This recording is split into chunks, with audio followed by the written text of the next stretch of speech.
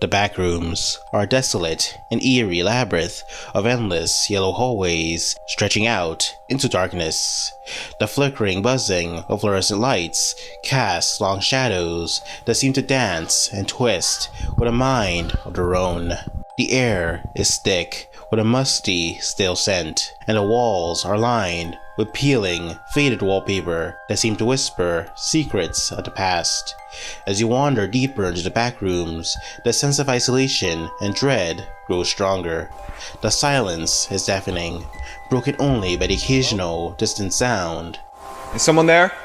Of something scraping or shuffling through the shadows.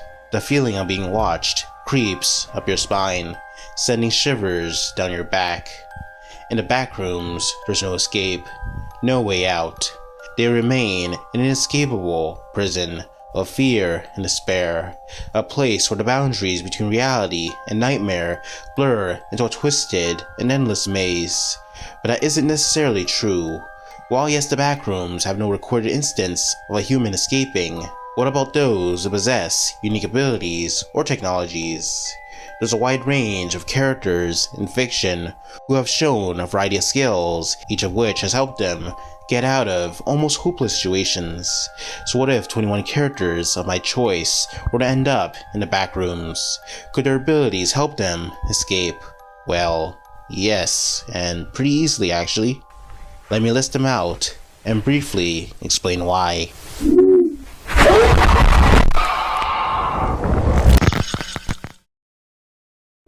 Yeah, I'd like to order one large person with extra people, please. White people. No. Black people and Hispanic. Funny Valentine and Rick Sanchez are the most straightforward characters that can escape the backrooms. They both have abilities that can travel through dimensions. For Rick, he has a portal gun that can create a dimensional portal on any surface, and Funny Valentine can traverse parallel worlds by wedging himself between objects. So basically, both can leave the backrooms the instant they find themselves within it. Yogiri Takuto is the end, the final destination of all things, and this isn't the first time he's found himself in another world. It's not like this place is any less hostile either. Luckily for him, he can just think or say die, and the entire backrooms will instantly perish. Gilgamesh and Captain Yami both have special abilities that will give them the power to easily escape the backrooms, and that is their special weaponry. Gilgamesh has a divine weapon that generates primordial winds capable of ripping apart time and space. He often uses it to destroy reality marbles, which are infinite in size. Yami, on the other hand, has dark magic, which can release a powerful spell called Dimension Slash, which can destroy dimensions, and was used to obliterate Dorothy's dream dimension, which was the size of a universe. So basically, once Yami and Gilgamesh end up in the backrooms, they'll pull out their powerful weapons and destroy the backrooms with ease.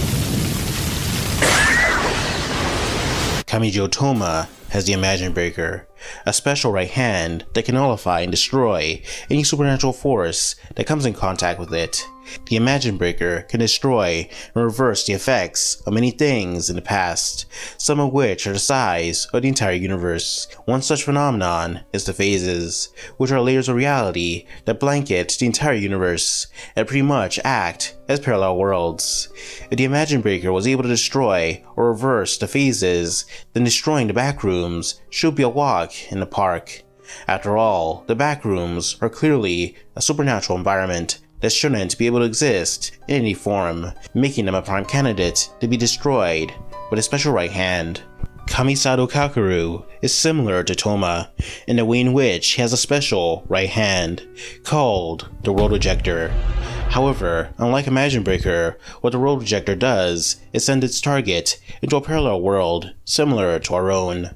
All Kamisado has to do is touch himself. All Kamisado has to do is touch his body with his right hand and be sent into the parallel world. And boom, he technically escaped the backrooms. Oh yeah, technically, Akuri Sazanami from Kagurabachi can also do this as well, since he has access to a parallel space, separate from our world, called the Storehouse. You might say that these two characters don't count, but I never said they had to escape back to our world exactly. Sans, the talking skeleton, has the ability to utilize shortcuts, or in other words, teleport. Within the game, his character has shown the ability to appear in almost every area of the game, sometimes way before the player does. The ability seems to activate when the player or Sans is out of frame or off camera. However, this teleportation doesn't just extend to the physical world. The ability can seemingly travel across parallel worlds. In Deltarune, you can meet Sans again as a resident of the town, even though Deltarune is set in a completely different universe. It's not an alternate version of Sans either. Based on our dialogue, they appear to be the exact same version of Sans we all know. So with that in mind, Sans can escape the Backrooms simply by using his shortcuts. Ben Tennyson, with his versatile Omnitrix and abilities, could potentially escape the Backrooms by leveraging his various alien forms and their unique powers. Clockwork could reverse time to a point before Ben no-clipped out of reality, or quickly find an exit with the massively faster than light speeds of Jet Ray. Or more simply, he just transform into Alien X and teleport outside the Backrooms. Shiki Tono has the mystic eyes of death perception, which allows the user to perceive and understand the lines of death or the points of death on living beings and non-living objects. These lines and points represent the conceptual structure of death itself. When activated, the user sees the lines and points of death superimposed over everything they see. By cutting these lines with a weapon or even their bare hands, the user can inflict wounds that directly affect the target's concept of mortality. This means that it can bypass conventional defense and inflict damage directly to the victim's life force or soul, regardless of their physical durability. This ability has been shown to target the very concept of space and other concepts. When within the Backrooms, they'd also have lines of death that Shiki can trace, which would immediately destroy the dimension. The Tyrannosaurus Rex has been a topic of intense study for many years. We have a general idea of what it looked like, but certain specific details, like its coloring and behavior, is largely speculative.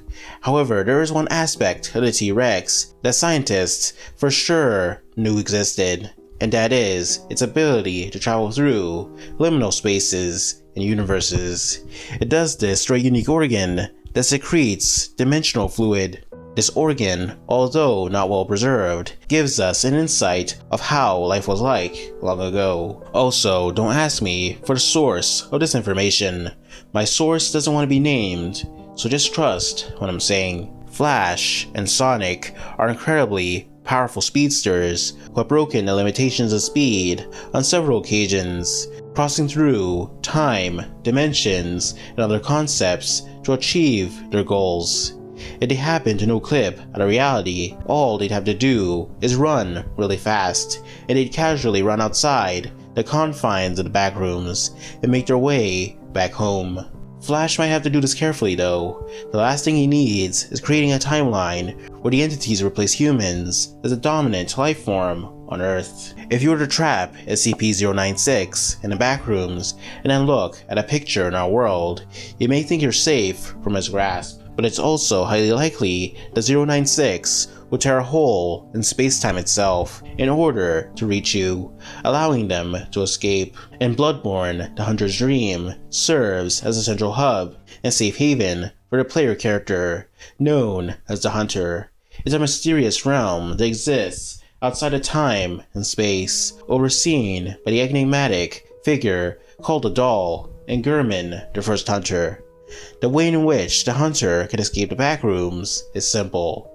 Upon death, the Hunter respawns in the Hunter's Dream, and once certain conditions are met, the Hunter can use gravestones in the dream to teleport to various locations throughout the game, so all they need to do is commit not alive in the Backrooms, respawn in the hunter's dream, and then teleport back to the real world. Similar to the hunter, Natsuki Subaru can commit not alive in the Backrooms, which will cause him to go back in time to a checkpoint before he got no-clipped, unless a new checkpoint was created upon him entering the Backrooms. However, he does have one other way to escape. Satella, who is tied to Subaru, was able to transport him from our world to Lagunica in less than a second. If she sensed the danger of the world Subaru found himself in, she could attempt to transport him outside the Backrooms. This wouldn't be the first time something like this happened, as Satella transported him to new locations a total of 3 times,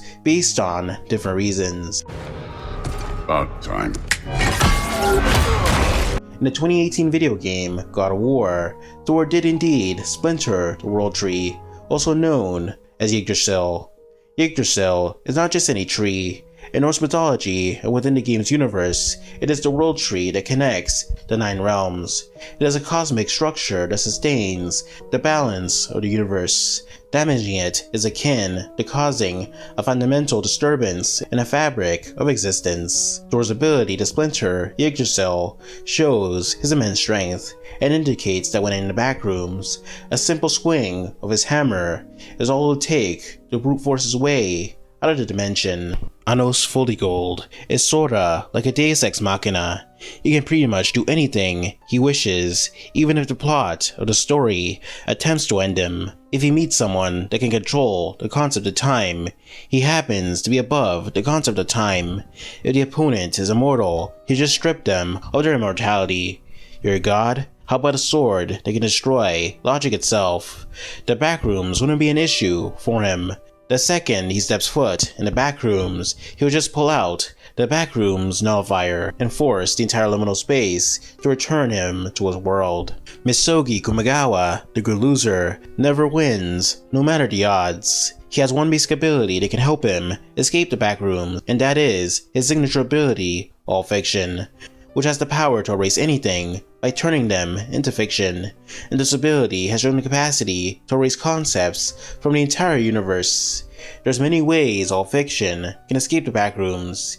He could simply turn the Backrooms itself into fiction, or maybe erase the concept of him being no-clipped in the first place, potentially creating a paradox where he's sent back to the real world. But even if he escapes, it's in his nature to lose in some way, so maybe he let himself starve to death or let himself get attacked by the entities before attempting to escape. All tier from recreators can pretty much do anything, and it's not entirely because she's God or anything like that. Basically, her ability is influenced by the collective minds of her fans. So if the fans gave her an ability, and that ability is heavily liked by her fanbase, it will manifest as a part of her arsenal. That's why her powers are completely random. So, if you or me were to give her a story where she easily escaped the Backrooms with a clown car or something like that, and the story gets enough attention, that ability will manifest and she'll be able to utilize it.